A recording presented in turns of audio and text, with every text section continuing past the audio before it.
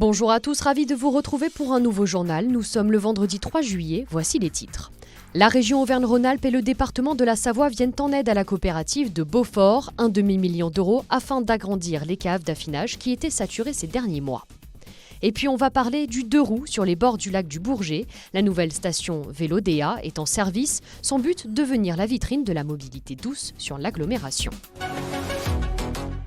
On commence ce journal avec cette information. Jean-Luc Rigaud vient de déposer un recours d'annulation du second tour des élections municipales. Pour rappel, il était opposé à François Astorg qui l'a remporté avec 27 voix d'écart. Dans la plupart des villes, les conseils municipaux se réuniront ce week-end pour installer officiellement leur maire. Nous vous en ferons vivre 2 en direct sur 8 Mont-Blanc, l'installation du conseil de Chambéry ce samedi à 9h30 et l'installation du conseil d'Annecy ce samedi également à 16h.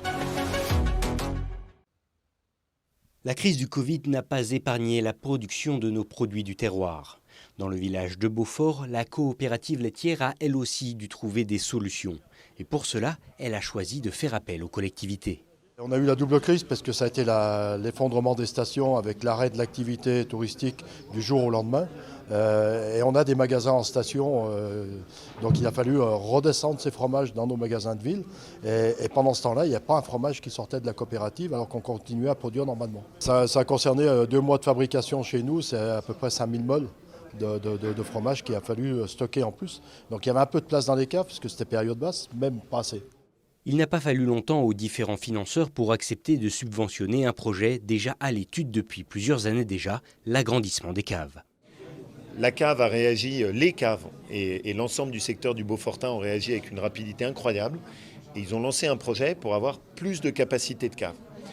On a décidé main dans la main, Savoie-Mont-Blanc, le département de la Savoie et la région, d'agir ensemble. On a donc mis chacun 225 000 € qui permettent de construire les caves que vous avez vues et qui vont du coup rendre le fromage du Beaufort plus fort, plus capable de résister à des coups comme ça et de protéger nos agriculteurs et nos produits de qualité. Protégé par une AOC depuis 1968, le Beaufort participe depuis longtemps à la notoriété du territoire. C'est donc logiquement que ce dernier s'est mobilisé tant pour permettre de passer cette crise que pour favoriser la croissance de la filière. Nous avons décidé d'aider cet investissement exceptionnel de la COOP de Beaufort qui a décidé de ne pas demander de l'aide en fonctionnement mais d'anticiper des investissements qui étaient prévus, ce qui est très bien d'ailleurs pour l'activité des entreprises. Donc nous cofinançons aux côtés de la région et nous sommes très heureux que Savoie-Mont-Blanc ait pu être utile. J'ajoute que dans le cadre de la promotion touristique, avec Savoie-Mont-Blanc Tourisme, nous mettons l'accent évidemment sur nos produits agricoles et agroalimentaires. Donc de ce point de vue-là, c'est aussi une aide très forte de Savoie-Mont-Blanc.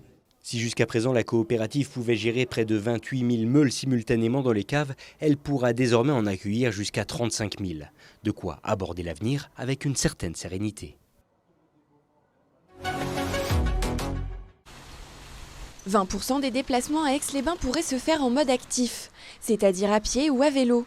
Pourtant, la bicyclette représente uniquement 2% du transport modal dans l'agglomération. Le potentiel de développement est donc important et les élus ont décidé d'accélérer les choses en ouvrant en ce début d'été une nouvelle vélostation. Dans le plan vélo, il y a 2 grands volets. Un volet location de vélo, électrique ou mécanique. Ça se passe aujourd'hui et à partir de demain pour tout le monde et qui pourra venir louer un vélo ici dans des conditions tarifaires très favorables. Et il y a aussi un volet acquisition de vélos. Où on aide, on a été d'ailleurs une des régions pionnières en France sur le sujet, on aide les particuliers qui veulent acheter un vélo électrique, on les aide à l'acquisition avec une subvention. On en est à plus de 1500 particuliers qui roulent déjà en vélo électrique subventionnés au fond par nous depuis l'origine du dispositif. La plupart des déplacements des gens sont en fait accessibles à vélo. C'est une très bonne alternative et le vélo électrique est très important ici puisqu'on est dans un coin quand même un peu vallonné et c'est toujours difficile, pour certains en tout cas, de monter les pentes que nous avons. Si l'agglomération s'adresse avec ce service Vélodéa en priorité aux vélotaffeurs, c'est-à-dire ceux qui rejoignent leur lieu de travail à bicyclette, elle souhaite aussi capter les cyclotouristes. La vélostation vient en effet compléter l'offre vélo de la ville, incarnée par sa voie verte et la proximité de la Via Rona. L'objectif, c'est aussi de favoriser l'intermodalité. Des gens qui arrivent par le train à Aix-les-Bains, qui ont un rendez-vous, qui ont envie de visiter la ville et qui peuvent profiter d'un vélo en face de la gare. C'est aussi pour ça qu'on a souhaité être le plus près possible de la gare pour favoriser ainsi cette intermodalité train plus vélo. Donc on a des locations qui commencent à la journée et qui vont jusqu'à l'année sur les vélos classiques. Sur le vélo électrique, pour l'instant, on est sur une location 1 mois qui va être amenée à être renouvelée jusqu'à une location 3 mois.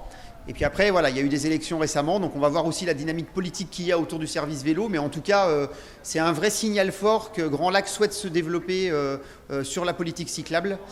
Et donc c'est un des premiers gros sujets qui est porté là maintenant, voilà, avec l'aide à l'achat qui existe déjà depuis 2018. La vélostation est ouverte 6 jours sur 7, du lundi au samedi, tout au long de l'année. Au-delà de la location, elle propose toute une panoplie de services, comme le contrôle technique gratuit ou le marquage anti-vol. Des animations et des ateliers seront également organisés. La volonté de l'agglomération est aussi d'étendre ces services sur tout son territoire. 2 antennes sont installées à Ruffieux et Entrelacs. Le service est aussi disponible en mairie, au Bourget du Lac et à Méry.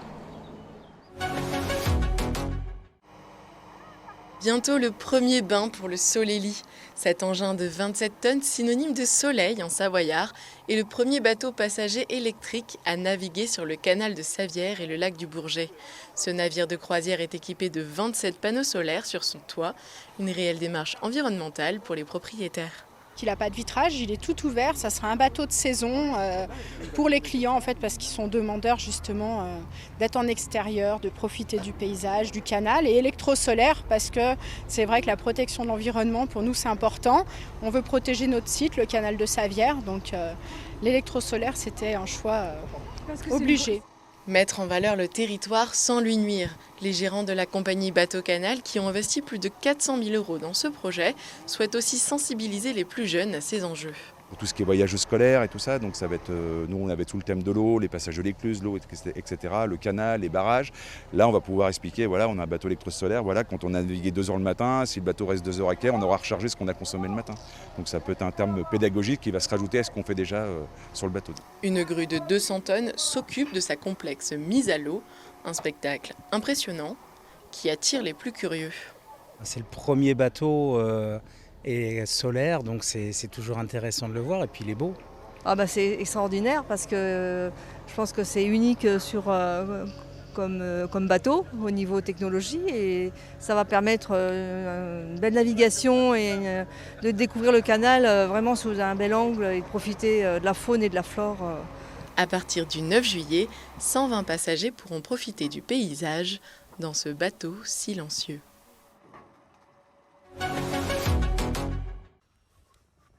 Aux aguets, les habitants du parc ont leurs petites habitudes. Tous les 2 jours, ils attendent l'arrivée de Bertrand et l'heure du repas.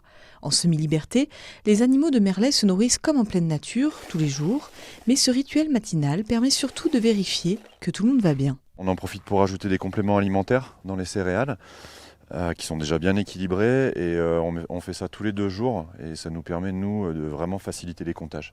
Parce que sinon, on a beaucoup de travail dans le parc, et on ne pourrait pas passer toute la journée à chercher tous les animaux. Il y a une hiérarchie dans les espèces et entre les espèces. Donc chacun a ses petites habitudes. C'est pour ça qu'ici, pour l'instant, on n'a que du bouquetin et du cercica. Les autres devraient arriver après et on va mettre à manger ailleurs, sinon pour qu'ils viennent manger. Quand on écoute les visiteurs, c'est un petit peu fleur bleue, quoi. C'est magnifique, on approche les animaux, ils ont l'air heureux. Voilà, on entend plein de phrases comme ça. Et ça c'est génial. Nous ce qu'on voit là quand on nourrit, c'est est-ce qu'il y en a un qui boite, alors attends celui-là il a la chiasse ou l'autre elle a les sabolons. Voilà, donc en fait on a le côté vraiment animalier, c'est surveillance parce qu'on a cette responsabilité quoi. Mais après c'est sûr c'est quand même, on vit sur un petit paradis quoi. À l'origine, jusqu'à 60 personnes vivaient face au glacier. Merlet est l'un des premiers hameaux habités de la vallée de Chamonix. Certains chalets demeurent et se visitent. Le village est ensuite réuni en un seul alpage et depuis plus de 50 ans, la famille de Claire gère ce coin préservé. Seule la clôture, de loin, rappelle parfois que nous sommes dans un parc. Les 80 animaux sont ici. Chez eux, une vingtaine de naissances a lieu chaque année. Il y a très peu d'interventions, c'est vraiment un parc de semi-liberté où les animaux fonctionnent vraiment comme en nature. Donc chacun a pris ses petites habitudes. Et nous, on a fait en fait le plan du parc en fonction des animaux. Le but du parc, c'était vraiment un but pédagogique, c'est-à-dire que c'est ça aussi qui est très bien dans ce parc, c'est une randonnée de 2 heures. Il faut marcher pour trouver les animaux. C'est pas, nous, on a mis leurs habitudes sur le plan, mais ils ne sont pas forcément aux endroits indiqués. Donc du coup, il faut marcher, en fait, ça habitue les gens, ça apprend un petit peu aux gens à faire de la rando. En fait. Situé sur les hauteurs des Ouches, le parc de Merlet est une des activités touristiques les moins chères de la vallée de Chamonix. Comptez 8 € pour les adultes, 5 € pour les enfants pour profiter du parc et de ses résidents tout au long de la journée. C'est la fin de cette édition, merci de l'avoir suivi. On se retrouve lundi pour un nouveau journal. Passez un très bon week-end.